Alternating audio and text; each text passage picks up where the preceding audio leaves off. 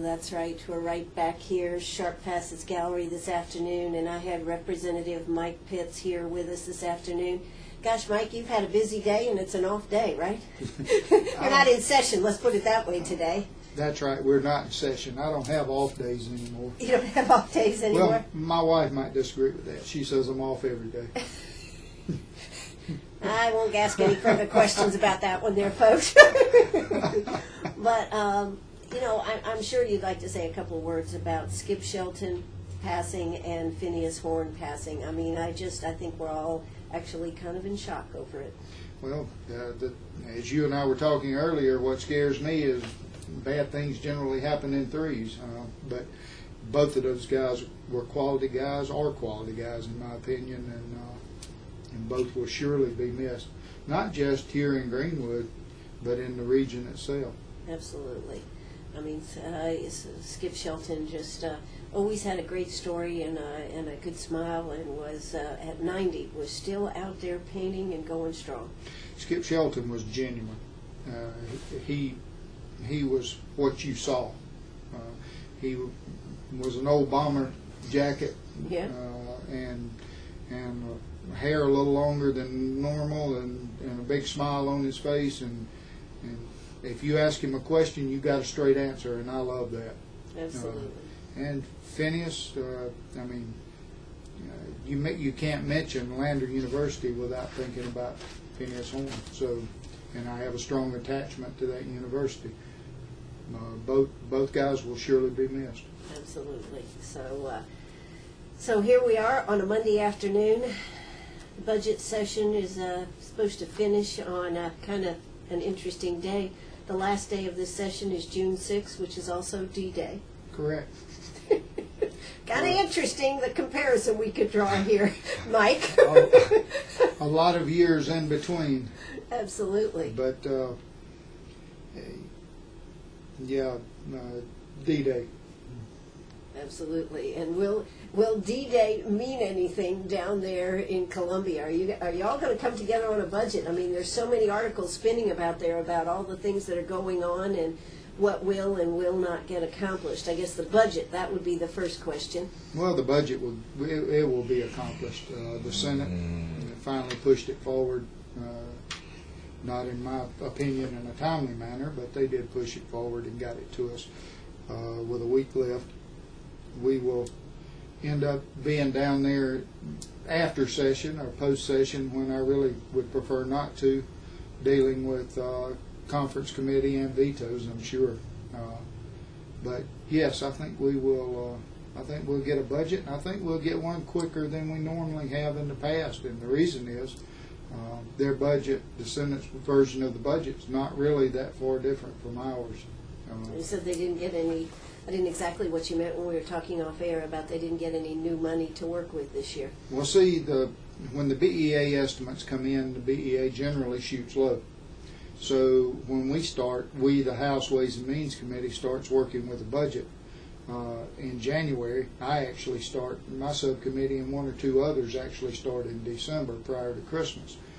And we deal with the BEA estimates, and that's what we write the budget on. What's the BEA? The budget of Bureau of Economic Analysis. I see. Thank you. The prognosticators of where our money's going to come, or what levels our money's going to be, and they give us generally a lowball estimate, and then when the actual revenues start flowing in for that calendar year, it's generally a higher estimate or a higher number, because they did shoot low with a conservative estimate. And so the Senate generally has a higher number than we do to write a budget from. This year they did not. It had some more in it, but not a lot. So there's not a lot of difference between our budget and theirs. There's a difference in semantics of how we get from point A to point B in some areas, but there's not a lot of difference in the total budget. Now, I'm going to just say something, Mike Pitts. You looked a little tired today. I am tired today.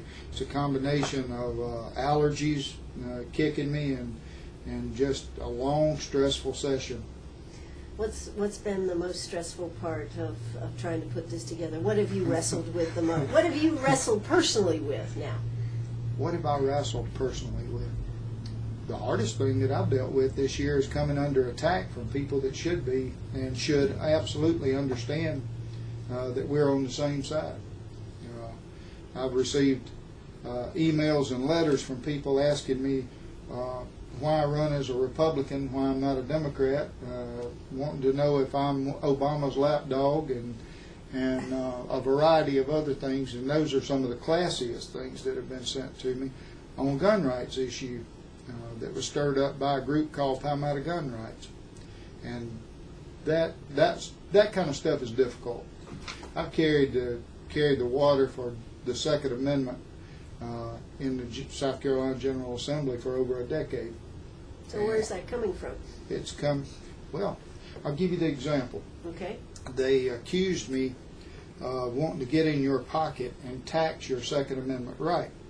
And that's based on the fact that in the original bill that I put up, readdressing the concealed weapons permitting issue and clearing up a lot of ambiguities and bringing a 30-year-old law into modern terms, there was a fee increase for first the initial application of a concealed weapons permit. Now, I also serve as the chairman of the law enforcement subcommittees for budget. So SLED has testified before the committee 5 years in a row that this particular program is operating in deficit. Well, the program was put in place to be self-sustaining based on the fee. Mm-hmm. And it is no longer self-sustaining.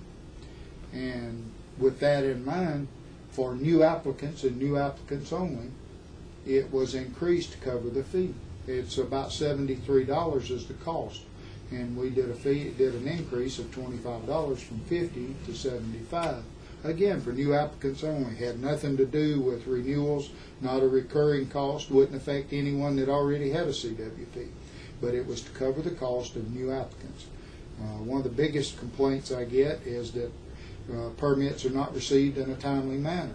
Well, part of that is the program's not paying for itself, so there's not enough staff to cover it. And based on that, they sent an email blasting me that was about 3 pages long to their membership, saying that I was anti-gun, anti-Second Amendment, and that I was just out for a money grab and to get into your pocket.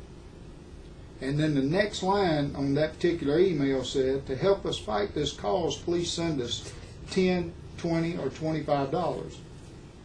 And,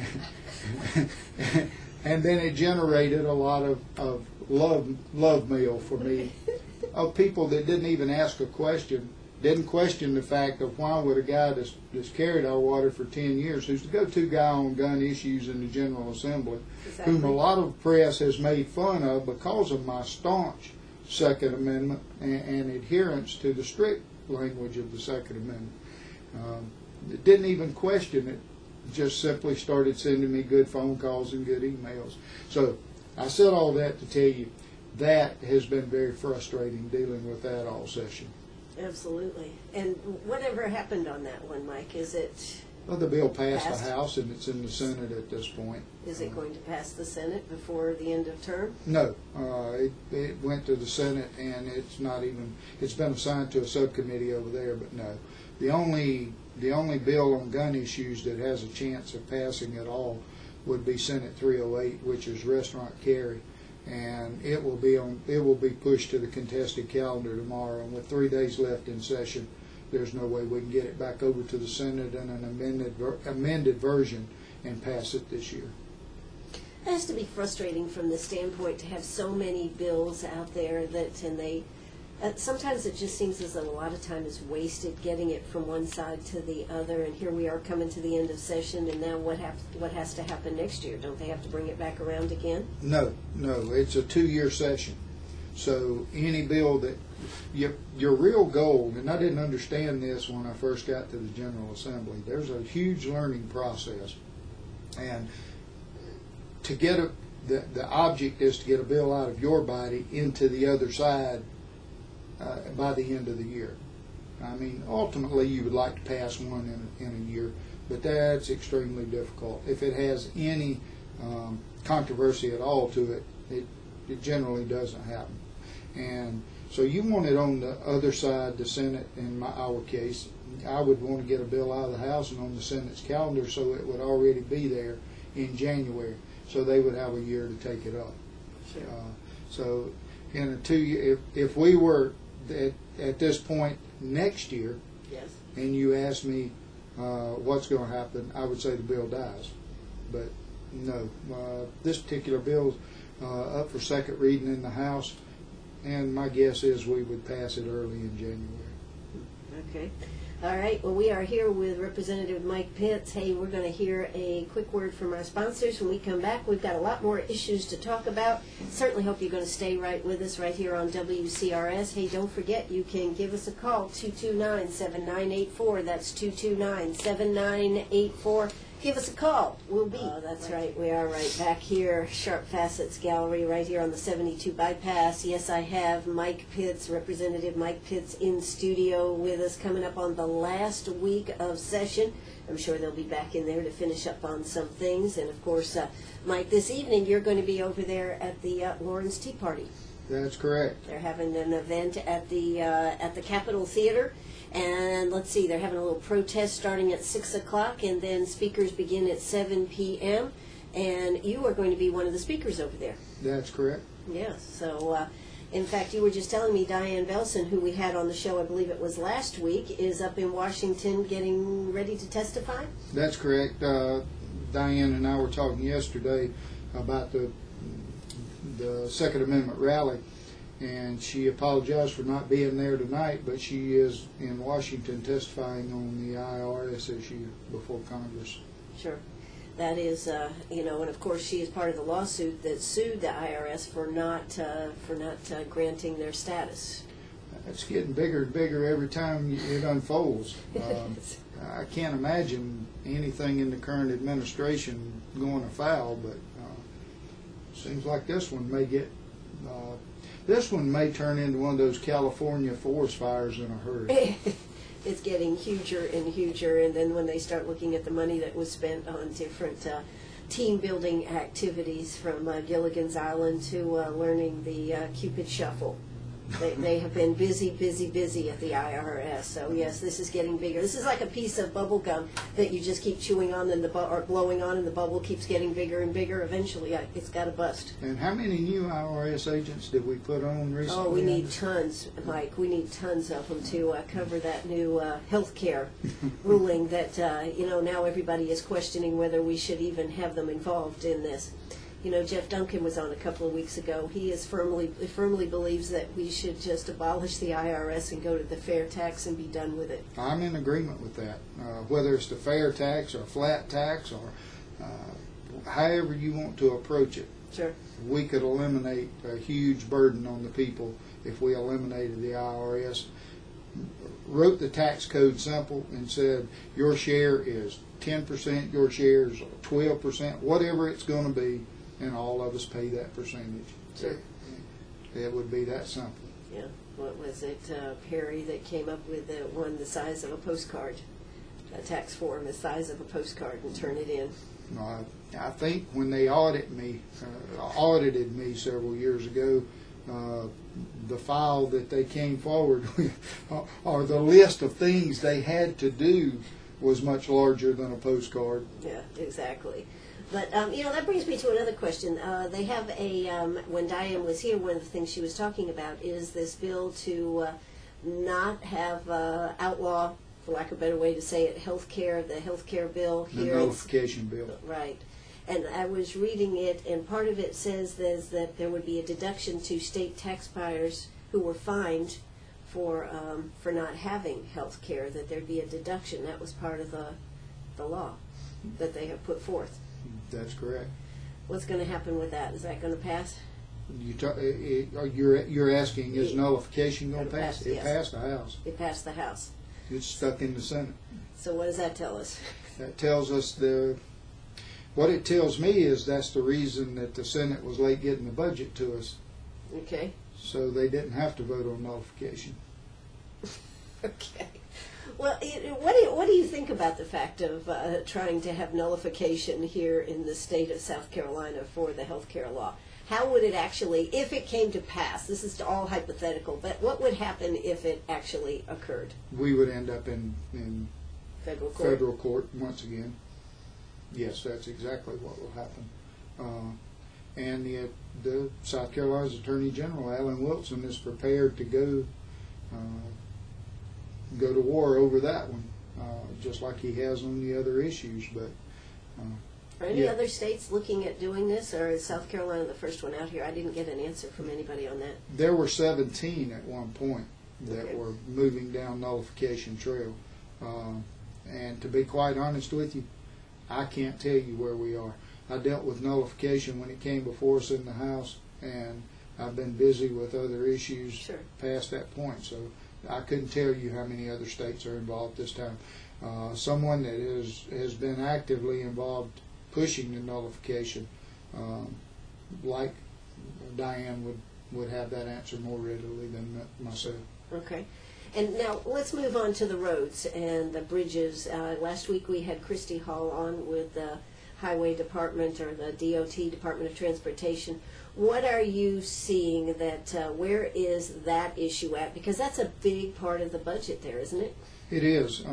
Well, the problem is it has not been a big part of the budget. Okay. And that's one of the reasons that we are where we are in this state, with not just roads and bridges, but our infrastructure. The concentration for the decade plus that I've served in the General Assembly has been education and health care. And roads and bridges is one of those items that has fallen by the wayside. You told me when you and Jeff were in the House that was something you pushed to put extra dollars to that budget. When Jeff Duncan and I were freshmen in the General Assembly, we were sitting one day in our offices, and what is the most common thing that you get complaints on? And Potholes. And both of us agreed it was roads and bridges, and people wanting to see good roads and good bridges and be able to travel without their head hitting the roof of the car. And we moved into pushing David Wilkins, then Speaker of the House, to put any surplus revenues we had into roads and bridges. It made sense. If we had $1 million in surplus revenue this year, if we put it into roads and bridges, we got back 3-to-1, 4-to-1 match, according to how it was used with federal money. And with the condition that we had it in, or our roads and bridges were in, we thought that was a good thing. We also wanted to see it go to rural roads and bridges, and not just Charleston, Columbia, and Greenville, Spartanburg.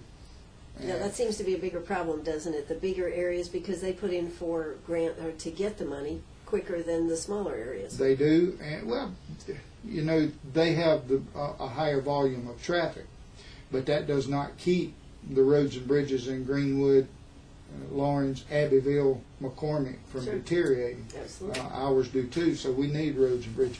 One of the problems we have, Ann, and I've been all over this country, is we have more road miles than any other state.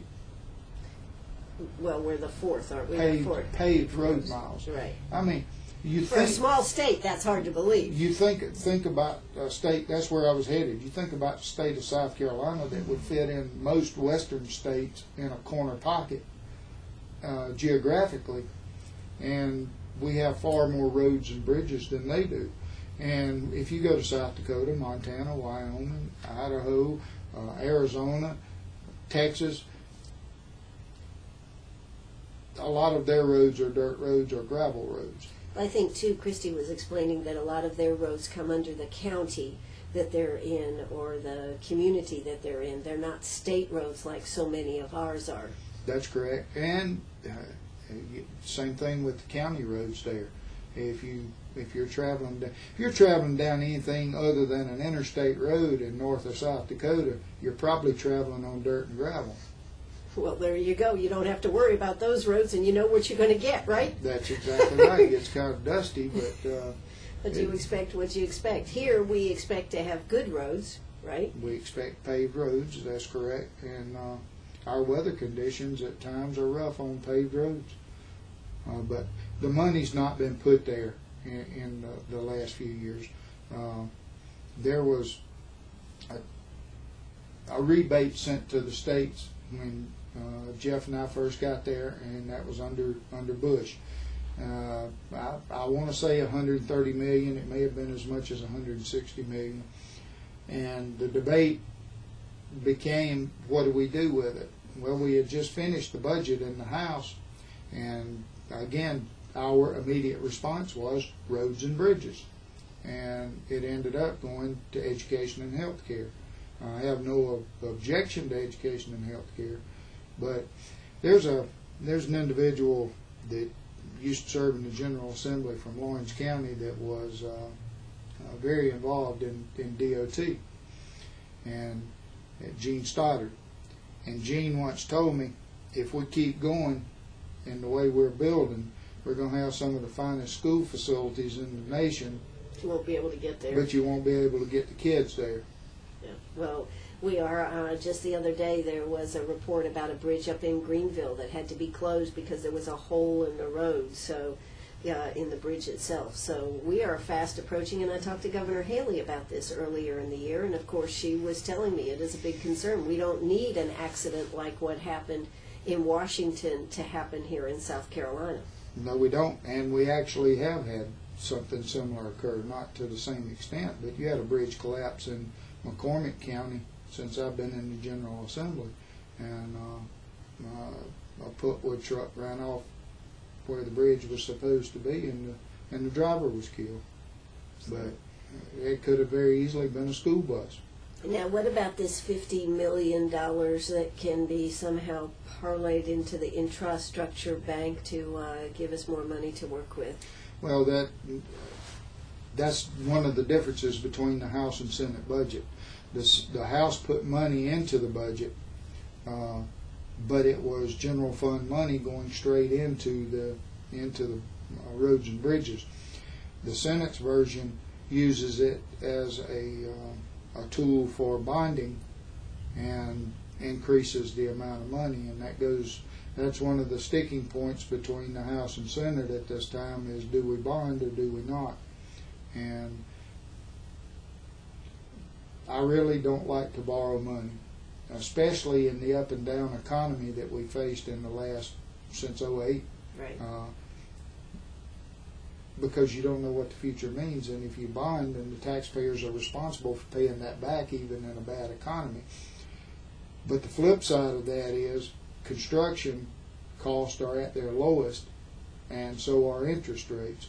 So if you're ever going to bond, now would be a time to really take a look at it. And it would be bonding would be like buying that big ticket item that for your household that you just can't write the check out of your bank account to buy. Sure. A new car, for instance. And if you look at it from that standpoint, now may be the best time that we will face to bond, to borrow the money and build roads. Plus, we would be able to get a huge coverage in a small amount of time. My real problem with it, Ann, Okay. is not the fact of would I vote against bonding. Mm-hmm. The real sticking point for me is going to come as the devil in the details. If we bond and we multiply that $50 million into a pretty good number, is all of it going to go to Charleston, Columbia, and Greenville, Spartanburg? Sure. And if that's going to happen, then I'll probably vote against it. Well, how would you know?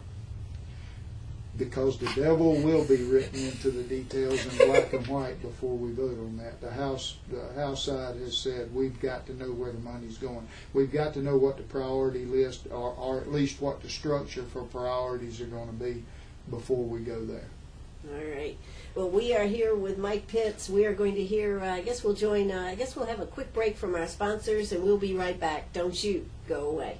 Arg! Are you a pirate? or a pack rat? Do you have a vacation of a lifetime sitting in the attic? Or a college tuition hung on a wall? Or is a fabulous retirement hidden in your jewelry box? Bring those items to Sharp Facets Gallery. We can establish value and buy from you or sell for you. And so ends another chapter at Sharp Facets Gallery, 72 Bypass, and on the web, sharpfacets.com. Oh, that's right. We're right back here, Sharp Facets Gallery, talking with Representative Mike Pitts. I always enjoy talking to Mike because he just lays it out, and that's the way it is. You know, one of the things I was reading about is that the bill so that we don't have like 250 people that got thrown out and weren't able to be on the ballot, had to do write-in campaigns, that this would never happen again. I would have thought that that was a black and white issue and we could get that resolved. What's going on that one, Mike? And I caught hell over voting against that bill. Voting against it? I voted against it. Okay. And why did I vote against it? You answered my question. Yes, go ahead. It was very simple. It's a simple problem with Yes. a simple fix. Absolutely. Seems black and white to me. The bill they put on the table was an omnibus bill that was huge, and it had all kind of personal agendas to be cured with this, that, and the other thing attached to that bill. And what I said when the bill was voted on is, if we send a bill this large over to the Senate, I do not expect that the Senate will pass it. And if we don't, come early next year, we will be right back where we were. Give me a simple bill and I will vote for it. And what happened? We sent a big bill. You sent a big bill. And it's not solved at this point. And I don't anticipate it being solved Next year? I really don't. That is so ridiculous, Mike. I mean, we need people to run for office. This should not be a difficult process. No, it should not. And I thought everyone that was kicked off the ballot for simply the statement of economic interest should have been put back on the ballot. But it didn't happen that way. And it should not be a hard process. But I think there probably should be a lot more education for folks to understand what they're actually getting into if they decide to run for one. It's like getting married. Once you get in, you can't get out. Well, you can get out, but there's a lot more to it than what you see on the surface. And, and to answer to your question, it was a simple problem Yes. with a simple solution. Yes. And there were a lot of people with agendas trying to push their agenda through that particular bill because they thought this has got to pass. So they were trying to ride the coattails of a very simple bill Yes, they were. to make it a Yes. lot more complicated. And they did make it a lot more complicated, and that's the reason it's not passed. Had a simple solution to a simple problem been put forth, it would have passed in March. Sure, absolutely. All right. Well, what about cybersecurity? Looks like that's that issue. What's happening with that one? Well, in the testimony, and I've served on that committee. It seems like I've served on every oversight committee. Didn't they put you on a lot more committees than you wanted to be on, Mike? Yes, Yes. several more. Yeah. But I'm on the cybersecurity committee for the House this year, and the problem with it was it put an entire new agency in place with an open line of funding without anyone knowing where it was all going to go at this point. So we are approaching it by solving the ills within the agencies through the budget process and directing them what to do with certain monies in their budget, as opposed to putting an entirely new agency in place. I think in the long run, we will have to approach it probably not with a new agency, but with a new arm from under an agency. But I can't give an open end to your checkbook to an agency let's face it, I'm not going to give an open checkbook from the taxpayers to any bureaucracy and say, go for it. Sure. That's not going to happen. Where are we? The people will be protected. The protections that we've already put in place are good throughout the rest of this budget year. So I feel confident that we will reach a decision and reach a point where the people are protected. But well, the cost for that is pretty. Did we ever reach a decision on how much for future years? No, we did not, and that's been one of the problems. It was, in my opinion, it was not negotiated well from the very beginning, and that lies at the governor's feet. So we have another issue there. Bringing up the governor, the Department of Administration and the Budget and Control Board. Was that going to be dismantled? The Budget and Control Board dismantled and just carry just a few things and more things put under the Department of Administration? No. No? No. We passed the Department of Administration out of the House. It's in the Senate. Also, God, this sounds like the federal government. I don't know why I'm thinking this, but things happen in the House and then they go to the Senate side and the federal government and nothing happens. What's the deal? well, in both the U.S. Senate and the State Senate, it's easy for one or two individuals to hold up the process.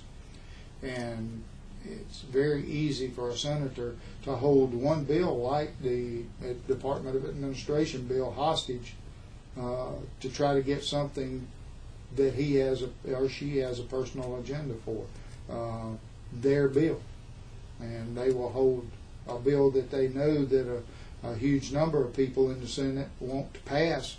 They will hold it hostage to try to get what they want done. Can't do that as easily in the House. Because of more members? Because of more members and because our rules are different.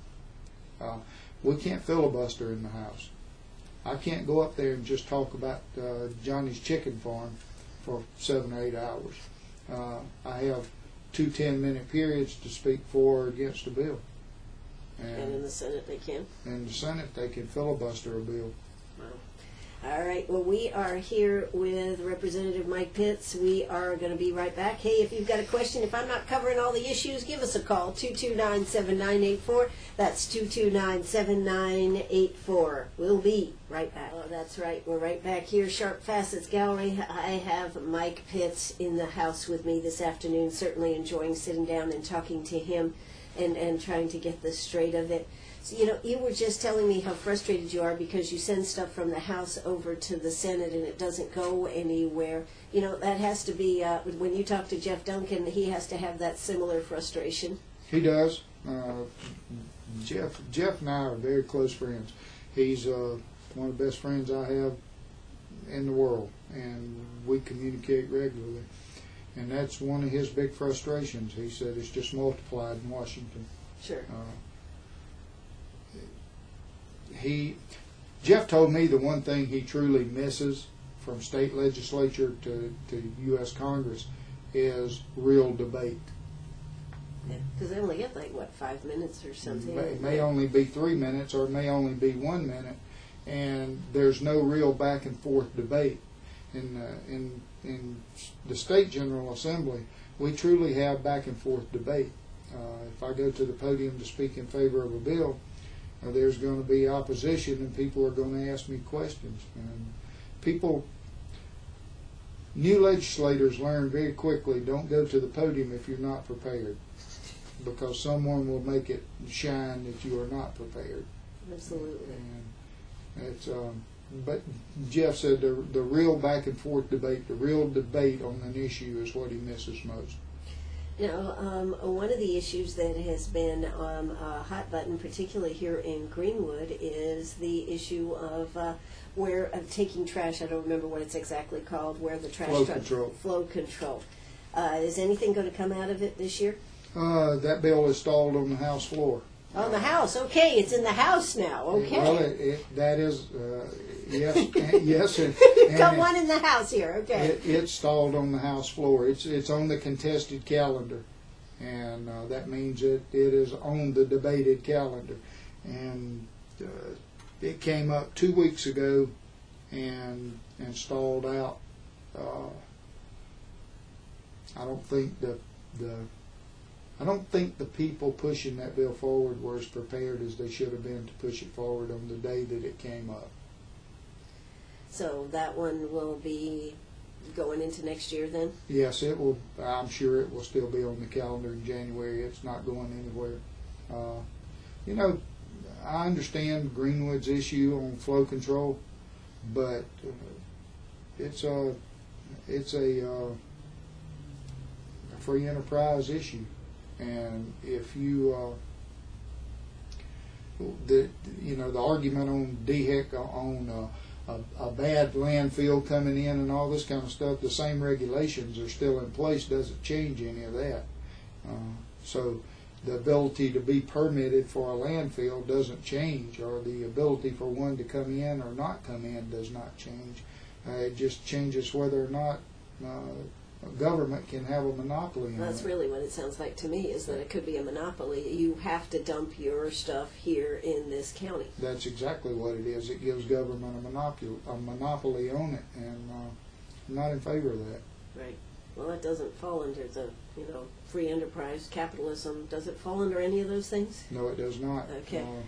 And I understand how it affects Greenwood, and I understand how they got to this point, but on this particular issue, I fall on the free enterprise side. I guess they really have to adjust their rates. I would say that'd be a good place to start. Absolutely. Well, okay, I said it. You did it right here on WCRS.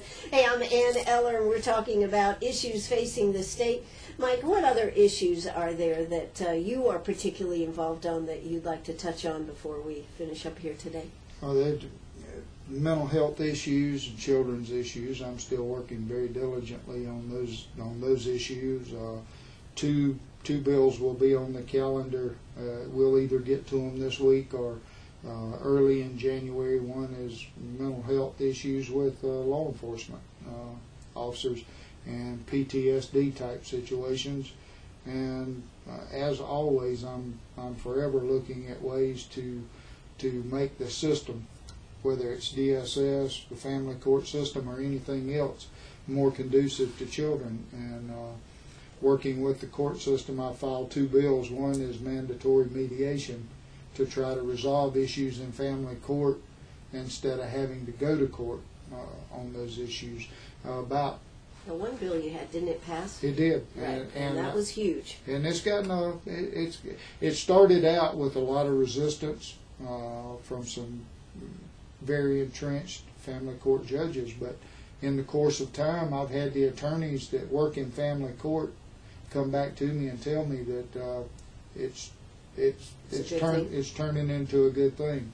The family plan is frustrating for some people to have to put it on the table, but my point is, I really don't care how frustrating it is if it's the best thing for the child. Absolutely. So you've been working on that. Then you've been working on some mental ones for our law enforcement people. You were telling me that if they get caught in a gun If a battle? law enforcement officer is involved in a shooting,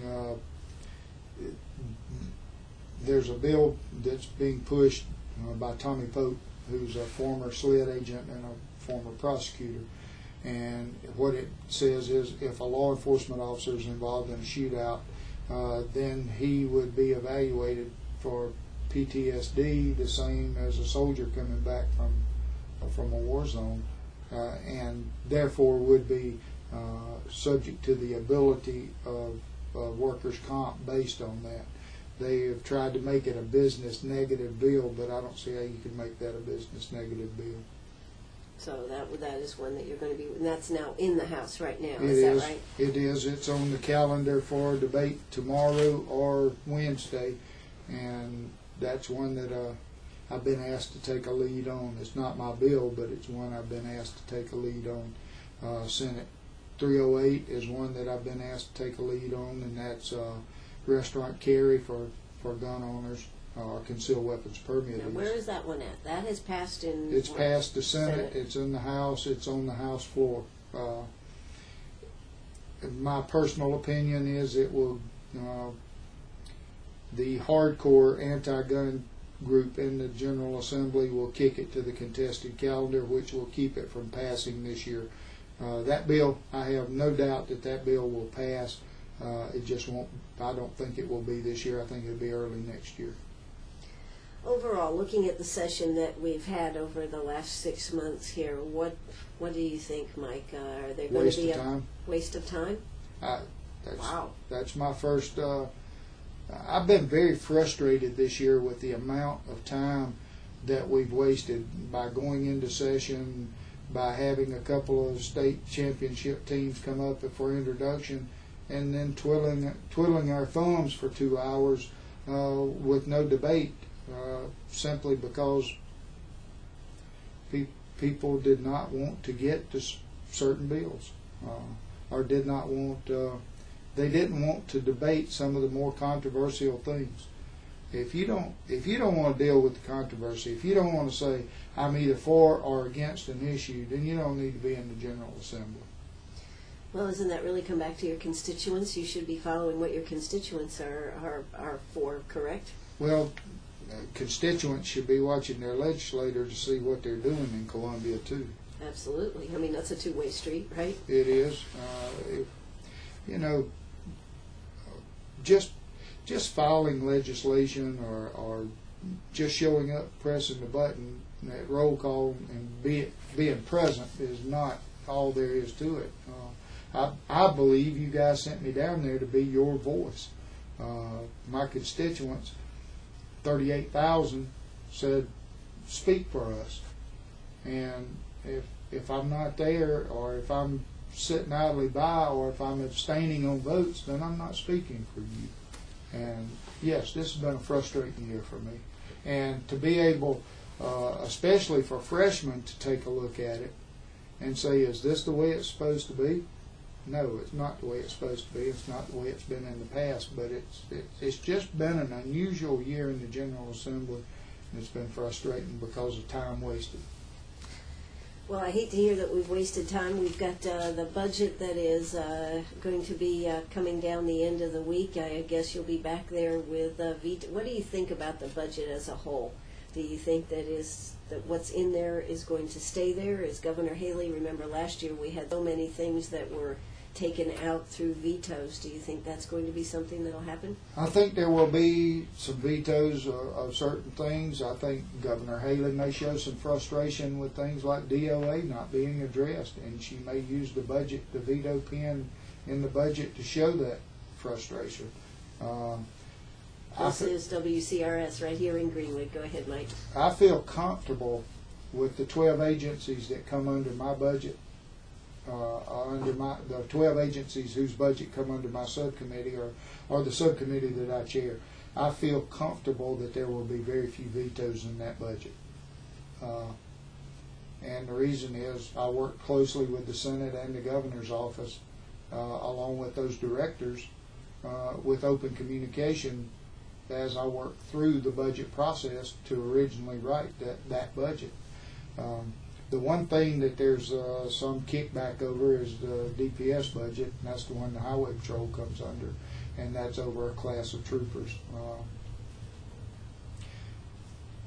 The Senate put a class of troopers and pay increases into the Highway Patrol or into the DPS budget that I disagreed with, and the reason was simple. DPS director testified before the subcommittee that they had over 100 openings for troopers. They can only train 2 classes of troopers a year, which is 90 to 100 troopers.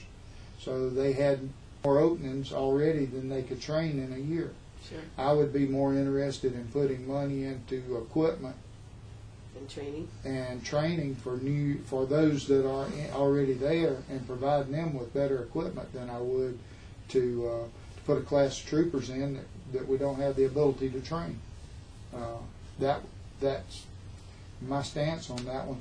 And if we put pay increases in for only one section of law enforcement, then you're going to create a sibling rivalry for me in next year's budget with all the other agencies. And I really don't want to go there either. Absolutely. Well, Mike Pitts, we got to wind this up. Anything else you'd like to tell us before we wind it up? Yes, there were, I sat here and talked negative about this year, but there were a lot of good things that came out of this year, too. The House passed a budget on the House floor in 2 days. In 2 days? In 2 days. And what does that tell me? It tells me that we had good leadership in the House on both sides of the aisle working together. We had a budget that did not have a lot of debate, a lot of profiling on Washington back and forth, letting Washington get in the middle of our budget process this year, and it just spoke volumes of the willingness for the South Carolina House to work together and accomplish something and get it out, and we did send it to the Senate in April.